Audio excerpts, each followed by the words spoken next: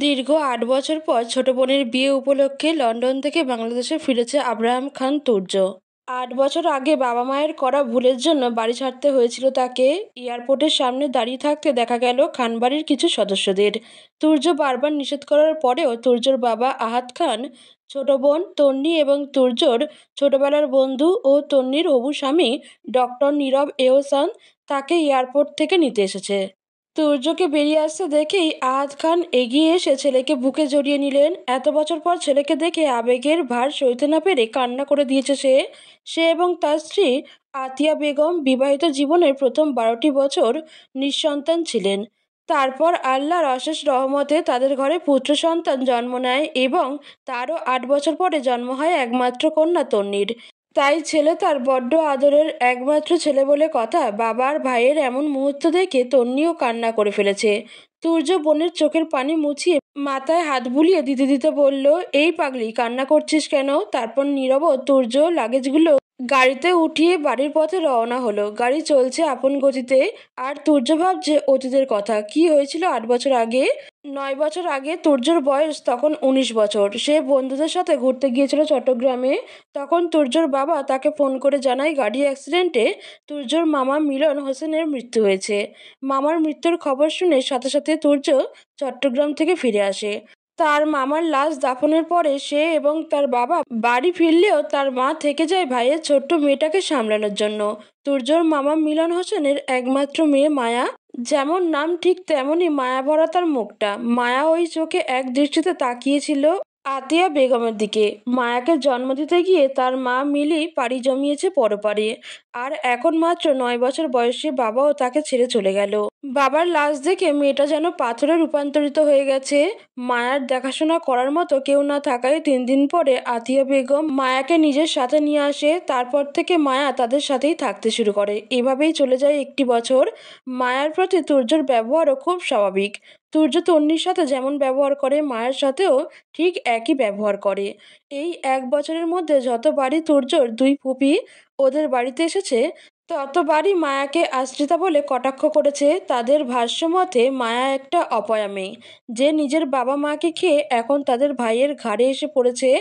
মায়া এগুলো শুনে কষ্ট পেলেও মায়ার কিছু করার নেই। সে যাবেই বা কোথায়? তার তো যাবার কোনো জায়গা নেই। মায়ার বাবা মা পালিয়ে বিয়ে করেছিল, সেই কারণে মায়ার নানা বাড়ির কেউ তাদের সাথে সম্পর্ক রাখেনি। প্রতিবারের মতো এবারও তুর্যর বড় ফুপু কল্পনা খান আতিয়া বেগমকে বলছিল, কি দরকার ওরকম একটা অপয়া মেয়েকে বাড়িতে রাখার, এতিমখানায় দিয়ে দিলেই তো হয়। আতিয়া বেগম অশ্রুসিক্ত চোখে কল্পনা খানের দিকে তাকায়, তারপর বলে, আমার মরহুম ছোট ভাইটার শেষ চিহ্ন হিসেবে ও আমার কাছে আছে। আমি সারা জীবন ওকে নিজের কাছে আগলে রাখবো। তোমার একটা জোয়ান ছেলে আছে, ওই মেয়েটাও বড় হচ্ছে। দেখো, পরের মেয়ের ভালো করতে গিয়ে নিজের ছেলের যেন বদনাম না হয়। কল্পনা খান এক নিঃশ্বাসে কথাগুলো বললেন। আতিয়া বেগম সব শুনে চুপ করে রইলেন। রাত তখন 10টা। মায়া ও তন্নি একটু আগেই ঘুমিয়েছে।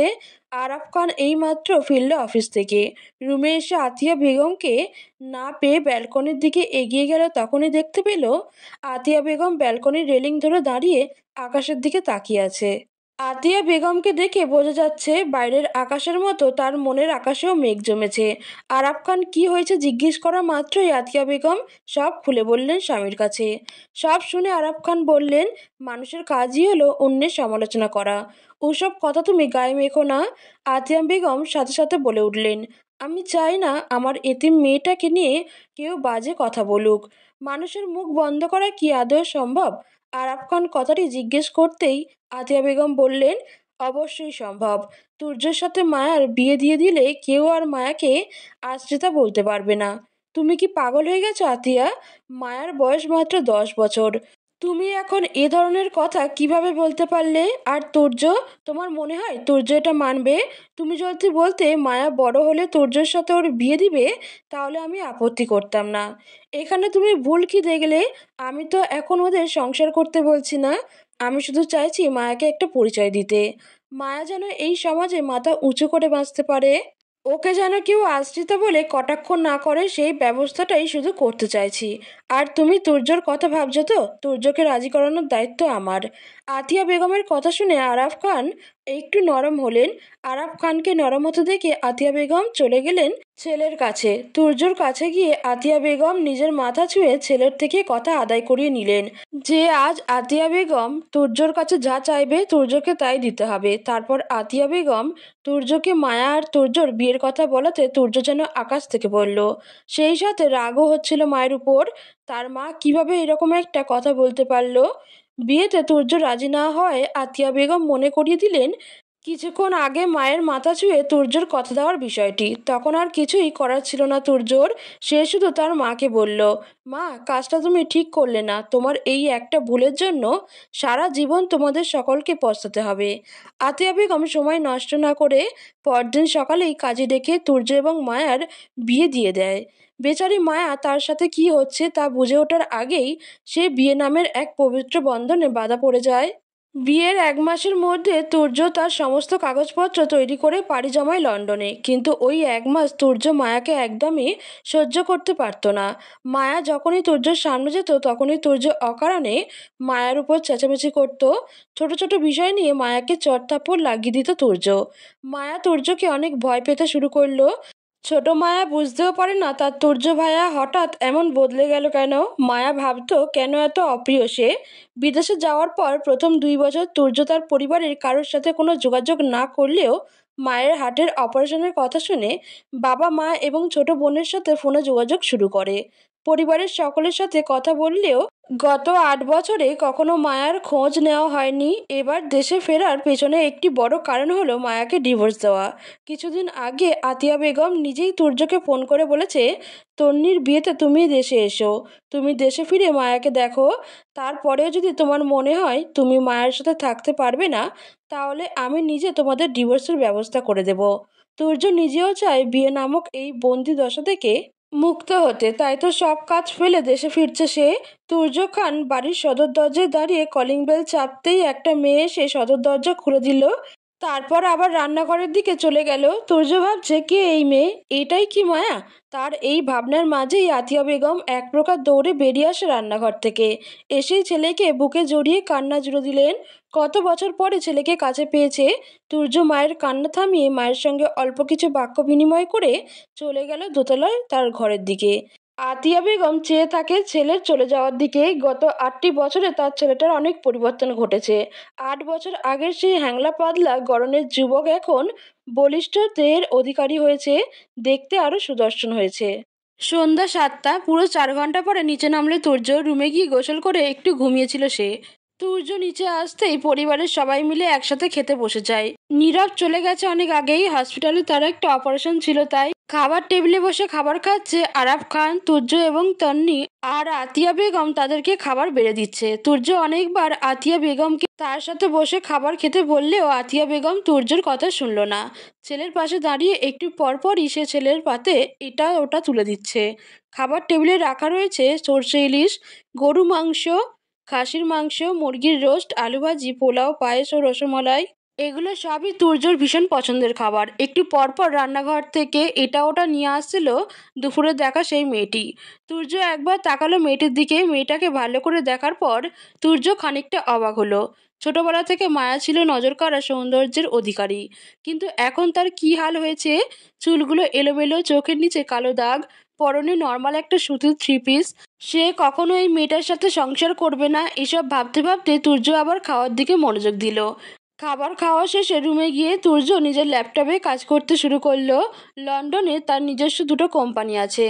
তুর্যর অবর্তমানে কোম্পানির সকল কাজের দেখাশোনা করার দায়িত্ব এসে পড়েছে তার অ্যাসিস্ট্যান্ট বন্ধু ইমনের কাঁধে। ইমন কোম্পানির বিভিন্ন ফাইল ইমেলের মাধ্যমে তুর্যর কাছে পাঠাচ্ছে। এদিকে তুর্য ল্যাপটপের সামনে বসে সেগুলো চেক করছে। 5 বছর আগে তুর্য তার বাবার সাথে 700 কোটি টাকা নিয়ে একটি কোম্পানি খুলেছিল। তুর্যর অক্লান্ত পরিশ্রমের ফলে কোম্পানির লাভের পরিমাণ বিপুল হারে বাড়তে থাকে। তারপর তুর্য ধীরে ধীরে নিজের ব্যবসা বিস্তার ঘটায় আমেরিকা, সুইজারল্যান্ড, মালয়েশিয়া, দুবাই ও কানাডায়। তুর্যর পরিশ্রমের ফলস্বরূপ বর্তমানে সে 4,200 কোটি টাকার মালিক। রাত 11টা কাজ করতে করতে তুর্যর কফির প্রয়োজন হয়। এত রাতে কাউকে বিরক্ত করতে চাইল না তুর্য, তাই তুর্য নিজেই রওনা হলো কিচেনের দিকে। উদ্দেশ্য 1 কাপ কফি। ড্রয়িং রুমে পৌঁছাতেই তুর্য দেখতে পেল এক কেশবতী কন্যা ফ্রিজের সামনে বাচ্চাদের মতো মেঝেতে বসে রসমালাই খাচ্ছে। উল্টো দিকে ঘুরে বসার কারণে মেয়েটির মুখ এখনো দেখতে পায়নি তুর্য। মেয়েটি এখনো তুর্যর উপস্থিতি টের পায়নি। সে আপন মনে এক হাতে ফোন টিপছে আর অন্য হাত দিয়ে চামচের সাহায্যে রসমালাই নিজের মুখে পুরে নিচ্ছে। পরনে তার হাঁটু পর্যন্ত লম্বা গেঞ্জি আর প্লাজো। মেয়েটা বসে থাকার সুবাদে তার লম্বা বিনুনিটা মেঝেতে গড়াগড়ি খাচ্ছে। তখনই হঠাৎ তুর্য গম্ভীরতা ধরে রেখে জিজ্ঞেস করলো, কে ওখানে? তুর্যর কণ্ঠ শুনে মেয়েটি আস্তে আস্তে ঘুরে তাকালো তার দিকে। তুর্যর হৃৎপিণ্ড ধুকপুকানি বাড়িয়ে দেওয়ার জন্য মেয়েটার মায়াবী চোখের একটা চাহনি যেন যথেষ্ট ছিল। মেয়েটিকে দেখার পর তুর্য যেন কয়েক মুহূর্ত নিঃশ্বাস নিতেই ভুলে গেল। এদিকে মেয়েটি তুর্যকে তার দিকে এক নজরে তাকিয়ে থাকতে দেখে রসমালাইয়ের বাটিটা ফ্রিজে তুলে রেখে দৌড়ে সিঁড়ির কাছে চলে গেল। তারপর এক নজর পিছনে তাকিয়ে তাড়াতাড়ি দোতলার একটি ঘরে গিয়ে দরজা বন্ধ করে দিল। তুর্যর কেন যেন মনে মনে হলো মেয়েটা তাকে দেখে ভয় পাচ্ছিল। তুর্য এতক্ষণ যেন মেয়েটার রূপে মন্ত্রমুগ্ধ হয়েছিল। তুর্য এবার কিচেনে এগিয়ে গিয়ে 1 কাপ কফি বানিয়ে নিয়ে আসলো। তারপর যেতে শুরু করলো নিজের রুমের দিকে। তুর্য কফি নিয়ে যাওয়ার সময় কিছুক্ষণ ভুরু কুঁচকে তাকিয়ে রইল মেয়েটার রুমের দরজার দিকে। তারপর আবার চলে গেল নিজ গন্তব্যে। রুমে গিয়ে তুর্য ল্যাপটপে কাজ করতে লাগলো, কিন্তু কোনোভাবেই সে নিজের কাজে মনোযোগ দিতে পারছে না। বারবার শুধু ওই মেয়েটার মুখ তার চোখের সামনে ভেসে উঠছে, মাথার মধ্যে ওই মেয়েটার কথাই ঘুরপাক খাচ্ছে। তুর্য ল্যাপটপ বন্ধ করে পাশে রেখে দেয়, তারপর নিজের বৃদ্ধাঙ্গুলের সাহায্যে কপাল চুলকায় আর বিড়বিড় করে বলতে থাকে, কে এই মেয়ে যার রূপ আব্রাহাম খান তুর্যর মনে ঝড় তুলতে সক্ষম। একটু পরে তুর্য আবার ভাবলো হয়তো তন্নির বিয়ে উপলক্ষে ওর কোনো বান্ধবী কিছুদিন আগেই চলে এসেছে। সকালে নাস্তা করার জন্য টেবিলে বসে আছে সবাই, নেই শুধু তুর্য। কিছুক্ষণের মধ্যেই তুর্যকে দেখা গেল ফোন হাতে সিঁড়ি দিয়ে নেমে আসতে। তুর্য ফোনে কিছু একটা করছিল, ফোনের দিকে তাকিয়ে থাকেই একটা চেয়ার টেনে বসে পড়লো নাস্তা করতে। ফোন থেকে মুখ তুলতেই দেখতে পেল টেবিলের অপর পাশে তার সামনে বসে আছে রাতের দেখা সেই মেয়েটি। তুর্য মেয়েটার দিকে কিছুক্ষণ তাকিয়ে থেকে তারপর খাওয়া শুরু করে। মেয়েটার পরনে ক্রিম কালারের একটা ড্রেস, মাথায় ওড়না দেওয়া আছে, জামার রংটা যেন গায়ের রঙের সাথে মিশে একাকার হয়ে গেছে। মেয়েটার এই সৌন্দর্য তুর্যর হৃদয়ে যেন তীরের মতো বিচ্ছে। তুর্য মনে মনে ঠিক করে রেখেছে মায়াকে ডিভোর্স দেওয়ার পর তার মাকে বলবে ছেলেকে কাছে রাখতে চাইলে ছেলের বউ হিসেবে এই মেয়েটাকে এনে দাও। খাবার টেবিলে পুরোটা সময় মেয়েটা মাথা নিচু করে রাখলো, তারপর খাওয়া শেষ হতেই উঠে চলে গেল। মেয়েটা চলে যেতেই তুর্য আতিয়া বেগমকে প্রশ্ন করে, আম্মু এই মেয়েটাকে? তুর্যর প্রশ্ন শুনে আতিয়া বেগম তো অবাকের চরম পর্যায়ে পৌঁছে গেলেন। তুই চিনতে পারিসনি ওকে? না, ও তোর বউ মায়া। মায়ের মুখে এই কথা শুনে তুর্য ভয়ঙ্কর রকমের বিষম খেলো। আরাফ খান তাড়াতাড়ি ছেলের দিকে পানির গ্লাস এগিয়ে দিল। আতিয়া বেগম এগিয়ে এসে ছেলের পিঠে হাত বুলিয়ে দিল। কিছুটা স্বাভাবিক হওয়ার পরে তুর্য আবার তার মাকে জিজ্ঞেস করলো, এটা মায়া হলে কালকে যাকে দেখলাম ওটাকে? আরে ওটা তো তোর রহিমা খালার মেয়ে রাবেয়া। তোর রহিমা খালা 3 দিন যাবৎ অসুস্থতার কারণে আসতে পারছে না। মায়া এবার এইচএসসিতে গোল্ড A+ পেয়েছে। এখন তো ওদের ভর্তি পরীক্ষা চলছে। কাল মায়া ঢাকা বিশ্ববিদ্যালয়ে ভর্তি পরীক্ষা দিতে গিয়েছিল। তন্নি তোকে আনতে গিয়েছিল। আমি এতগুলো কাজ একা হাতে কিভাবে করি, তাই ফোন করে রহিমা আপাকে বলেছিলাম ওকে পাঠিয়ে দিতে।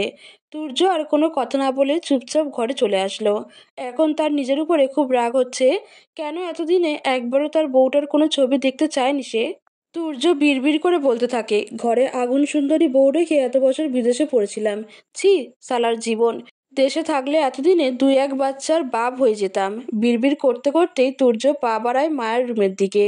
তুর্য রুমের পাশেই রুমটা মায়ার। মায়ার রুমের দরজা 2বার টোকা দেওয়ার পরেই মায়া এসে দরজা খুলে দেয়। তুর্য মায়ার দিকে তাকাতেই থমকে যায়।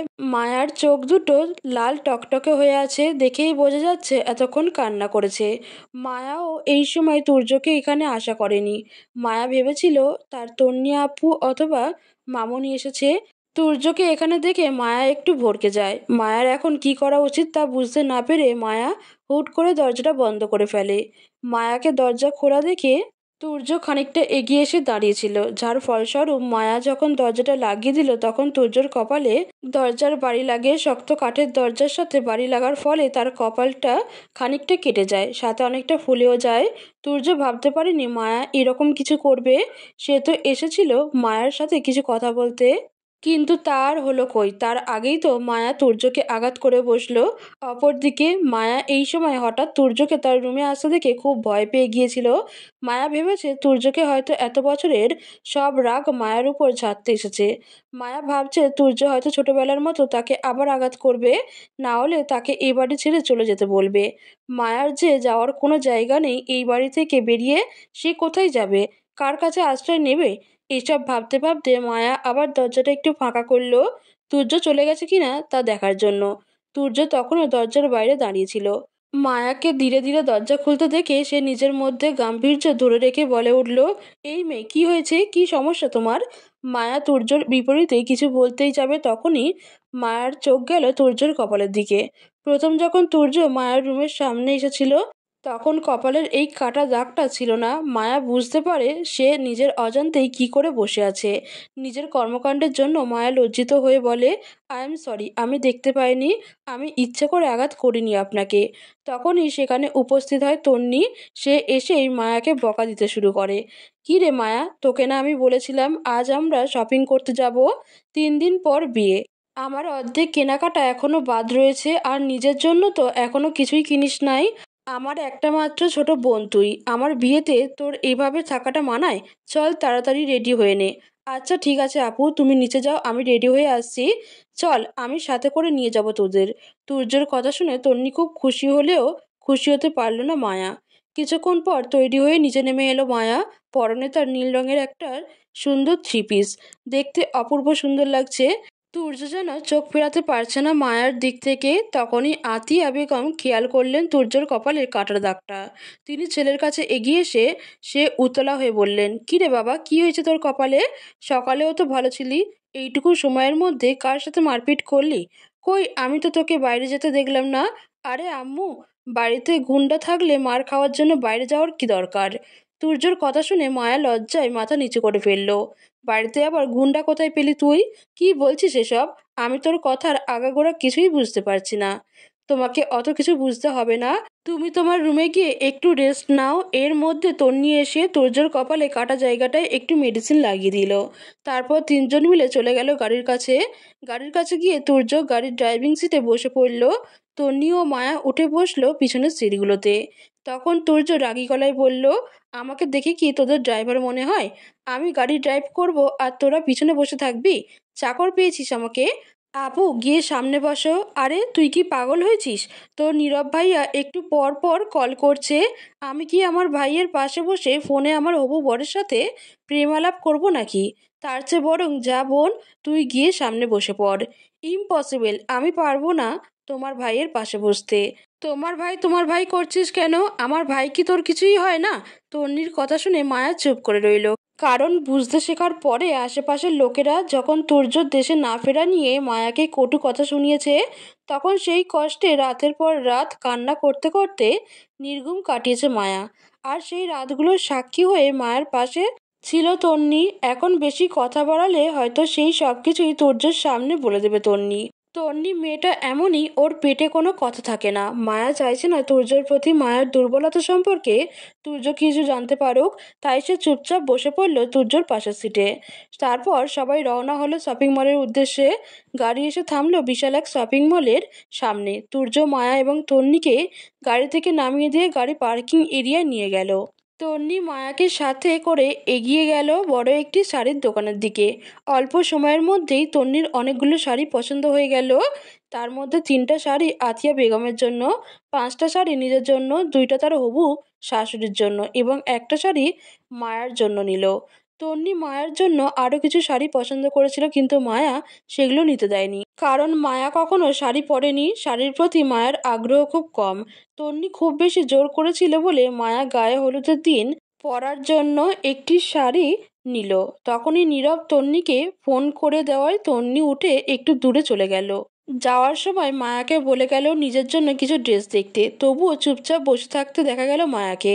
মায়া বুঝে উঠতে পারছে না যে বিয়েতে সে কি পরবে। তখনই মায়ার চোখ গেল আকাশি রঙের একটা সুন্দর একটা শাড়ির দিকে। মায়া মন্ত্রমুগ্ধ হয়ে এগিয়ে গেল শাড়িটার দিকে। এতক্ষণে তুর্যও চলে এসেছে ওদের কাছে। তুর্য মায়ার থেকে খানিকটা দূরে দাঁড়িয়ে আছে। মায়া আলতো হাতে ছুঁয়ে দেখল শাড়িটা। তখনই দোকানের একজন মহিলা কর্মচারী মায়াকে বলে, আপু আপনি একটু ওইদিকে শাড়িগুলো ট্রাই করুন, এই শাড়িটা আপনার জন্য না, ওই পাশের সব কটা শাড়ি 8 থেকে 10 হাজারের মধ্যেই আছে, আপনার হাতের এটা আমাদের টপ কালেকশনের মধ্যে একটা। 10% ডিসকাউন্টের পরেও এটার দাম 85,000 টাকা। মায়া অপমান বোধ করলো, কান্নায় মায়ের চোখ ঝাপসা হয়ে এলো। মা ওই মহিলাটাকে কিছু করা কথা বলতে যাবে, তখনই তুর্য হুংকার ছেড়ে বলে ওঠে, এই শপের ম্যানেজার কোথায়, তাড়াতাড়ি ম্যানেজারকে ডাকুন, আমি কথা বলতে চাই তার সাথে। হঠাৎ ভাইয়ের চিৎকার চেঁচামেচি শুনে তন্নিও দৌড়ে চলে এলো তাদের কাছে। তখনই পাশের অফিস রুম থেকে একটা লোক বেরিয়ে এলো তুর্যর কাছে। লোকটা এসেই তাড়াহুড়ো করে বলতে শুরু করে, স্যার আমি এই শপের ম্যানেজার। কি সমস্যা হয়েছে স্যার, আমি আপনাকে কিভাবে সাহায্য করতে পারি? তখনই তুর্য বলে ওঠে, আমি যদি ভুল না করে থাকি তাহলে এই শপের ওনার সাফিকুল শেখ। ইয়েস স্যার, এক্ষুনি ওনাকে ফোন করুন, ফোন করে ওনাকে এখানে আসতে বলুন, সাথে এটাও বলুন আব্রাহাম খান তুর্য তার জন্য অপেক্ষা করছে।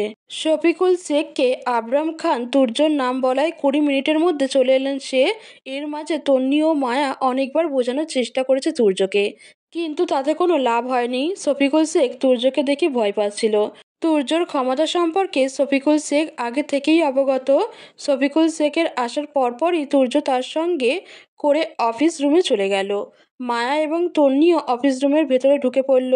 তুর্য এবং শফিকুল শেখের কথাবার্তায় বোঝা গেল মায়ের অপমানের বদলা নিতে তুর্য দ্বিগুণ টাকা দিয়ে পুরো শপটা কিনে নিচ্ছে। শফিকুল শেখও দ্বিমত পোষণ করল না, কারণ সে এই শপের পিছনে যত টাকা ইনভেস্ট করেছে তার দ্বিগুণ টাকা দিয়ে তুর্য এই শপটা কিনবে। কিছুক্ষণের মধ্যে সেখানে এসে উপস্থিত হলো উকিল। 1 ঘন্টার মধ্যে সমস্ত কাগজপত্র এনে রেজিস্ট্রি করে ফেলা হলো। মায়া এবং তন্নি পুরোটা সময়ে নীরব থাকলো, কারণ তারা জানে যে তুর্যর ইগোতে আঘাত লাগলে তুর্য তার শেষ দেখে ছাড়ে। অন্যদিকে মায়াকে অপমান করা সেই মহিলা কর্মচারী এইসব দেখে রীতিমতো কাঁপতে শুরু করে। তখনই তুর্য মহিলাটার সামনে এসে দাঁড়িয়ে বলে, আপনি ঠিকই বলেছেন, আমার বউ এই সামান্য একটা শাড়িটা ডিজার্ভ করে না, সে তো পুরো শাড়ির দোকানটা ডিজার্ভ করে। সরি স্যার, আমার ভুল হয়ে গেছে, আমি বুঝতে পারিনি। নো নো, আপনি ভুল করেননি, আপনি যেটা করেছেন সেটাকে বলা হয় অপরাধ। ভুলের ক্ষমা হয় কিন্তু অপরাধের কোনো ক্ষমা হয় না। কাল থেকে যেন এখানে আপনার ছায়াও আমি দেখতে না পাই। মহিলাটিকে কথাগুলো বলে মায়ের পছন্দ করা শাড়িটি তুর্য একটি ব্যাগে ভরে নিল। তারপর মায়ার হাত ধরে রওনা হলো জুয়েলারি শপের দিকে। তাদের পিছু পিছু তন্নিও যেতে থাকে সেদিকে। মায়ার কানে এখনও বাজছে তুর্যর বলা আমার বউ কথাটি। জুয়েলারি শপে গিয়ে তন্নি নিজের মতো করে কিছু ডায়মন্ডের জুয়েলারি পছন্দ করে এবং মায়ার জন্য তুর্য নিজে দুটো ডায়মন্ডের নেকলেস পছন্দ করে। কিনে নিয়ে জুয়েলারি ব্যাগটা মায়ার হাতে দিয়ে দেয়। তারপর আরও কিছু কেনাকাটা করে তিনজন মিলে একটা রেস্টুরেন্টে যায়। খাওয়া দাওয়া শেষে আবার বাড়ির পথে রওনা হয়। খানবাড়ির গেট পেরিয়ে এসে গাড়ি থামতেই মায়াকে রেখে তন্নি গাড়ি থেকে বেরিয়ে দৌড় চলে যায় বাড়ির দিকে। এদিকে মায়া যখন গাড়ি থেকে নামতে যাবে ঠিক তখনই তুর্য গাড়ির ডোর লক করে ফেলল। তুর্যর এরকম কাজ দেখে মায়া তুর্যর দিকে তাকিয়ে বলল, সমস্যা কি আপনার? কই, আমার কোনো সমস্যা নেই তো, বিশ্বাস না হলে তুমি চেক করে দেখতে পারো। তুর্যর কথা শুনে মায়ার লজ্জায় মরে যেতে ইচ্ছে করলো, তবুও নিজেকে কিছুটা স্বাভাবিক করে বলল, ভাইয়া প্লিজ আমাকে যেতে দিন। মায়ের কথা শুনে তুর্য রেগে গেল এবং তৎক্ষণাৎ বলে উঠল, ভাইয়া ভাইয়া করছিস কাকে? তোর কোনো যোগ্যতা নেই আমার বোন হওয়ার। তুর্যর এরকম কড়া কথা শুনে মায়া খুব কষ্ট পায়, কান্নায় তার চোখ ঝাপসা হয়ে আসছিল। কিন্তু তখনই তুর্য আবার বলতে শুরু করে, আমার বোন হওয়ার যোগ্যতা তোর না থাকলেও আমার বউ হওয়ার সম্পূর্ণ যোগ্যতা তোর আছে। তুই নিজের যোগ্যতাকে কাজে লাগাতে পারিস। সত্যি বলছি, আমি কিচ্ছু মনে করব না। বলেই তুর্য বাড়ির ভেতরে চলে গেল, কিন্তু মায়া এভাবেই বসে রইল গাড়িতে। মায়া যেন স্তব্ধ হয়ে গেল তুর্যর কথাগুলো শুনে। মায়া ভাবতেও পারেনি যে তুর্য তাকে এমন কথা বলবে। মায়া তো ভেবেছিল যে তুর্য দেশে ফিরেই আগে তাকে বাড়ি থেকে বের করে দেবে, কিন্তু মায়ার ভাবনাটা ভুল প্রমাণ করে তুর্য যেন অন্য কিছুর ইঙ্গিত দিচ্ছে। কিছু মুহূর্ত পরেই গাড়ি থেকে নেমে বাড়ির ভেতরে প্রবেশ করলো মায়া। বাড়ির ভেতরে প্রবেশ করতেই দেখতে পেল তুর্য ড্রয়িং রুমের সোফায় বসে আছে। তুর্যর চোখে চোখ পড়তেই মায়া চোখ নামিয়ে নিল। দ্বিতীয়বার আর তুর্যর দিকে তাকালো না পর্যন্ত। মায়া সোজা চলে গেল নিজের রুমের দিকে। নিজের রুমে গিয়ে হাতের শপিং ব্যাগগুলো বিছানার উপরে রেখে টাওয়াল নিয়ে ওয়াশরুমে ঢুকে গেল। মায়া এখন লম্বা একটা শাওয়ার নেওয়া প্রয়োজন বোধ করছে। পুরো আধ ঘন্টার শাওয়ার নেওয়ার পরে বের হলো ওয়াশরুম থেকে। তারপর ভালো করে চুল মুছে ব্যালকনিতে গিয়ে টাওয়াল মেলে দিয়ে আসলো। তারপর সোজা গিয়ে দাঁড়ালো আয়নার সামনে। আয়নার সামনে দাঁড়িয়ে চুলগুলো চিরুনি করতে করতে ভাবলো, এটা কি তার সেই তুর্য ভাই, ছোটবেলায় যে কিনা বিনা কারণে মায়ের উপর চেঁচামেচি করতো, ছোট ছোট বিষয় নিয়ে তাকে আঘাত করে বসতো, যে কিনা মায়াকে বিয়ে করতে জোর করায় প্রথম 2 বছর বাবা মার সাথে যোগাযোগ পর্যন্ত রাখেনি। পুরো 8টা বছর পরিবারের আত্মীয় স্বজন বন্ধু বান্ধব সব ফেলে লন্ডনে পড়েছিল। এত ভাবনার পরেও মায়া কোনোভাবেই তুর্যকে বিশ্বাস করে উঠতে পারছে না। 8 বছর পরে দেশে ফিরেছে তুর্যর এই পরিবর্তন মায়ার কাছে কেমন যেন অস্বাভাবিক লাগছে। মায়ার মন বলছে তুর্য প্রতিশোধ নেওয়ার জন্য মায়ার সাথে প্রেমের অভিনয় করে তারপর তাকে ছুঁড়ে ফেলে দেবে। রাতে খাবার টেবিলে সবাই একসাথে খাবার খাচ্ছিল। তুর্যর সামনের চেয়ারটাতে বসে খাবার খাচ্ছে মায়া। তুর্য দুবার নিজের পা দিয়ে মায়ার পায়ে খোঁচা মারল। তা দেখে মায়া নিজের পা দুটো গুটিয়ে নিল। আতিয়া বেগম বিকেলে তান্নির মুখ থেকে শাড়ির দোকানের সব ঘটনা শুনেছে।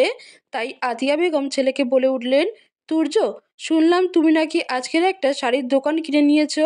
জি আম্মু, কেন? তুর্য তান্নির দিকে তাকিয়ে বলল, দোকান কিনেছি এটা বলেছিস, কেন কিনেছি সেটা বললিস নাই? বলেছিলাম তো, আম্মু হয়তো ভুলে গেছে। প্রশ্নটা আমি তোমাকে করেছি তুর্য। তুর্য চোখ দিয়ে মায়ার দিকে তাকিয়ে ইশারা করে বলল, ওই দোকানের একজন মহিলা কর্মচারী ওকে অপমান করেছিল, তাই তাই বলে পুরো দোকানটা কিনে নিতে হবে? তাহলে কি করতাম বলো আম্মু, মহিলাটা আমার ইগো হার্ট করেছে। আর তুমি তো জানোই আমার কাছে সবচাইতে বেশি ইম্পর্টেন্ট হলো আমার ইগো। মহিলাটা তো তোমাকে কিছু বলেনি, তাহলে তোমার ইগোতে হার্ট হলো কেন? আম্মু, তুমি কি বলতে চাইছো? মায়াকে কেউ অপমান করলে সেটা কি আমার অপমান না? মায়াকে কেউ অপমান করলে সেটা কেন তোমার গায়ে লাগবে? মায়া তোমার কে হয় তুমি জানো না? মায়া আমার কে? না, তুমি বলো। মায়া আমার মামাতো বউ। ছেলের মুখে এমন কথা শুনে আতিয়া বেগম কপাল কুঁচকে বললেন, এ আবার কেমন কথা? মায়া ও তন্নি হাঁ করে তাকিয়েছে তুর্যর মুখের দিকে। আরাফ খান তুর্যর মুখে এ ধরনের কথা শুনে বলে উঠলেন, nice joke. That's not a joke. তাহলে এটা কি? এটা আমার আর মায়ার সম্পর্কের নাম। আম্মুর মতো আমিও এটাই ভাবছিলাম, মায়া আর আমার সম্পর্কটা আসলে কি। কেন ওকে কেউ কিছু বললে আমার এত গায়ে লাগে? তখনই আমার মাথায় এটা এলো। তুর্যর এরকম উদ্ভট কথা শুনে মায়া রেগে উঠে গেল খাবার টেবিল থেকে। মায়ার নিজের রুমে চলে যাওয়ার পরে আতিয়া বেগম তুর্যকে বলল, কাল দেশে আসতে আসতেই আজই তোর মায়ার উপর এত দরদ উদলে উঠছে কেন? তুই মায়াকে আজ সকালে দেখেছিস মাত্র, একটা দিনও এখনো পার হয়নি। তুই কি কোনোভাবে মায়ার থেকে অথবা আমাদের থেকে প্রতিশোধ নেওয়ার জন্য এগুলো করছিস? দেখ, মায়ার আপন বলতে আমরা ছাড়া কেউই নেই। আমি আর তোর বাবা, আমরা এই দুটো মানুষ মায়া আর তন্নিকে কখনো আলাদা চোখে দেখিনি। বাবারে, আমাদের ভুলের শাস্তি তুই ওই মায়াকে দিস না। মা, তোমরা কি আমাকে অমানুষ ভাবো? না রে বাবা, তা কেন হবে? কিন্তু বাবা মা মরা মেয়েটাকে নিয়ে আমার খুব ভয় হয়। আচ্ছা মা, এটা জানতে চাচ্ছ তো আমি মায়াকে নিয়ে এত অল্প সময়ের মধ্যে এতখানি পসেসিভ কিভাবে হয়ে গেলাম? তাহলে শোনো, কাল রাতে আমি কফির জন্য নিচে নেমেছিলাম। তখনই আমি মায়াকে দেখেছি। তখন আমি জানতাম না যে ওটাই মায়া, কিন্তু প্রথম দেখাতেই আমি মায়ার প্রেমে পড়ে গিয়েছিলাম। কফি নিয়ে রুমে যাওয়ার পরপরই তন্নি গিয়েছিল আমার রুমে। তন্নি মূলত আমার রুমে গিয়েছিল গত 8 বছরে আমার জন্য আত্মীয় স্বজনদের কাছ থেকে মায়াকে কিভাবে কটু কথা শুনতে হয়েছে। আর ফুপুরা যখন এই বাড়িতে এসেছে তখন মায়াকে একলা পেলেই মায়ের উপর কেমন অত্যাচার করেছে, এসব কিছু জানিয়ে মায়ার সঙ্গে সংসার করার জন্য আমাকে অনুরোধ করতে। আমি ওকে বলেছিলাম, দেখ, মায়ার সঙ্গে সংসার করা আমার পক্ষে সম্ভব না, কারণ আমি তখনও রহিমা খালার মেয়েকেই মায়া মনে করেছিলাম। আমার একটা মেয়েকে প্রথম দেখাতেই ভালো লেগেছে। তখন তন্নি আমাকে সেই মেয়ের সম্পর্কে জিজ্ঞেস করলে আমি ওকে বলে দেই যে পাশের রুমে থাকা মেয়েটাকে আমার খুব পছন্দ হয়েছে। তারপর আমি ওকে জিজ্ঞেস করি আমার পাশের রুমে যে মেয়েটা থাকছে সে কে, কিন্তু ও আমাকে কিছুই না বলে রুম থেকে বেরিয়ে আসে। তারপর সকালে নাস্তার টেবিলে যখন আমি জানতে পারি অন্য কারো নয়, আমি প্রথম দেখায় আমার বউয়ের প্রেমেই হাবুডুবু খাচ্ছি, তখনই আমি মনে মনে প্রতিজ্ঞা করে নিয়েছি আজ থেকে মায়াকে আমি এক চুল পরিমাণও কষ্ট পেতে দেব না। আমি নিজের সমস্তটা দিয়ে আগলে রাখবো ওকে। তুর্যর কথা শুনে আতিয়া বেগমের বুক থেকে যেন একটা বড় পাথর সরে গেল। তখনই আরাফ খান বলে ওঠে, সব কিছু যখন ঠিকঠাক হয়ে গেল তাহলে তন্নির বিয়ের দিনই মায়া ও তুর্যর সামাজিকভাবে একটা বিয়ের অনুষ্ঠান করা যাক। আচ্ছা বাবা, আল্লাহ তো আমাকে অর্থ সম্পদের কোনো কমতি দেয়নি, তাহলে তুমি এত কিপটা কেন? এখানে তুই কিপটামোর কি দেখলি? এই যে তুমি এক খরচে ছেলে মেয়ে দুজনের বিয়ে ছাড়তে চাচ্ছ, এটা কি কিপটামো না? তাহলে তুই কি চাস? বাবা, আমি একটু সময় চাই। আমি শুধু মায়াকে বোঝানোর কয়টা দিন সময় নিব। ও তোমাদেরকে অনেক ভালোবাসে, তাই তোমরা যদি ওকে বলো আমার সাথে সংসার করতে, তাহলে ও চুপচাপ আমার সাথে সংসার করার চেষ্টা করবে, আমার সাথে সবটা মানিয়ে নিতে চাইবে। কিন্তু আমি চাই ও মন থেকে আমাকে স্বামী হিসেবে গ্রহণ করুক। ওকে, তুমি যেটা ভালো মনে করবে সেটাই হবে। ওকে, গুড নাইট এভরিবডি। তারপর সবাই যে যার রুমের দিকে চলে গেল, কিন্তু তুর্যকে ঘুরঘুর করতে দেখা গেল মায়ার রুমের সামনের দিয়ে। ঘণ্টাখানেক পরে মায়া দরজা খুলে নিচে গেল পানি আনতে। সেই ফাঁকে তুর্য এসে ঢুকে পড়ল মায়ার রুমে। মায়ার রুমে এসে দরজা বন্ধ করে গায়ে জড়ানো ওড়নাটা পাশের একটা চেয়ারের উপর রাখলো। তারপর বিছানার দিকে ঘুরতেই দেখতে পেল তুর্য তার বিছানায় শুয়ে আছে। মায়া তুর্যকে জিজ্ঞেস করলো, আপনি এখানে কেন? তোমার সাথে একটু দরকার ছিল, তাই এলাম। কি দরকার? ভাবছিলাম তোমার সাথে কাল যেটা করা হয়নি আজ সেটা করব। ছি ছি, এসব কি বলছেন আপনি মামুনি বা? তুর্যর কথা শুনে মায়া চিৎকার করে সবাইকে ডাকতে শুরু করেছিল, কিন্তু তখনই তুর্য মায়ার মুখ চেপে ধরে নিজের বুকের সাথে জড়িয়ে নেয় আর বলতে থাকে, এরকম ছিমার্কা চিন্তাভাবনা নিয়ে রাতে ঘুমাও কিভাবে? আমি ওটার কথা বলিনি, আমি তোমাকে বলতে চেয়েছি কাল আমাদের গল্প করা হয়নি, তাই আজ সারা রাত আমরা দুজন গল্প করব। আপনার সাথে করার মতো আমার কোনো গল্প নেই, বের হন আপনি এই রুম থেকে।